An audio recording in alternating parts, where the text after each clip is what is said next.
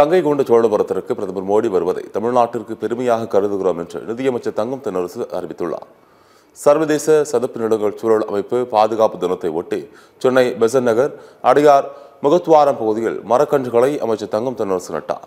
பின்னர் செய்தியாளர்களிடம் பேசிய அவர், வனத்துறையும் சுற்றுச்சூழல் துறையும் இணைந்து தமிழ்நாட்டில் கடலோரங்களில் இருக்கக்கூடிய 14 மாவட்டங்களிலும் மரம் நடும் பணிகள் நடந்துள்ளதாகவும், கடலோர மண் அரிப்பை குறைக்கவும் கடலோர பகுதிகளில் ஏற்படும் பாதிப்புகளை குறைக்கவும் உதவும் எனவும் தெரிவித்தார். சுனாமி போன்ற இயற்கை சீற்றங்களில் இருந்தும் கடலோர பகுதிகளை பாதுகாப்பதற்கும் ஒரு நீண்ட கால திட்டமாக இந்த திட்டத்தை உருவாக்கியிருக்கிறது என்றும் அமைச்சர் தங்கம் தென்னரசு கூறினார்.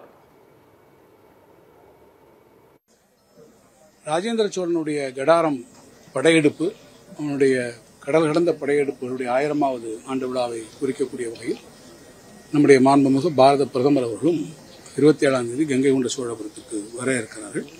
அது தமிழ்நாட்டுக்கு கிடைக்கக்கூடிய ஒரு பெருமையாக நாங்கள் கருதுகிறோம்.